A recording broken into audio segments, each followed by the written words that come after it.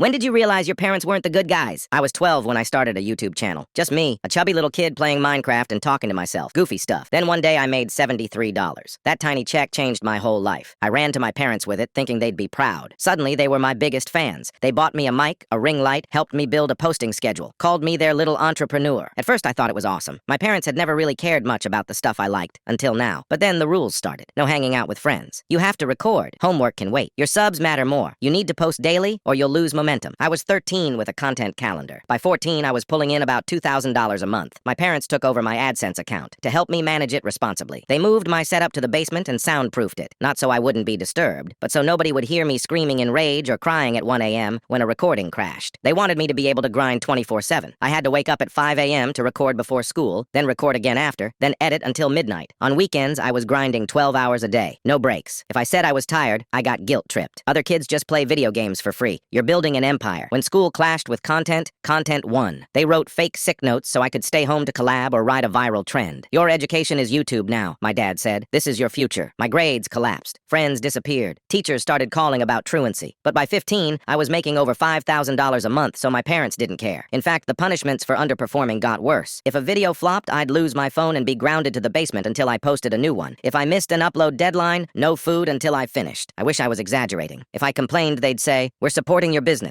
You don't want to end up a loser, do you? No school clubs, no sports, no nothing. Real YouTubers don't need extracurriculars," they said. "The algorithm doesn't take weekends off." The worst part? They convinced me it was normal. "You're not like other kids," they said. "You're special. You're going to be rich and famous and thank us someday." By 16, I was making $8,000 a month, but I was a wreck. No friends, no hobbies, socially awkward, behind in school, just a human upload schedule living in a soundproof cell. Then one day I got invited to a YouTube conference. I was hyped. My first time traveling without my parents. I met other creators my age. They had lives. They talked about taking breaks, going to school dances, hanging with friends. I mentioned my schedule and their jaws dropped. One girl's mom pulled me aside and said, "That sounds like child exploitation." That hit me like a truck. That's when I realized my parents weren't supporting me. They were managing a business. I was the product. They were pocketing every cent. They told me they were saving the money for my future, but I'd made over $200,000 and never saw a penny. They handled it all. So I started secretly redirecting payments to a friend's PayPal. Kept it quiet. Saved up. Last month I turned 18. I moved out the next day. Now my parents are freaking out, saying I betrayed them, threatening to sue. But I finally feel free. I'm still doing YouTube, but now it's actually mine.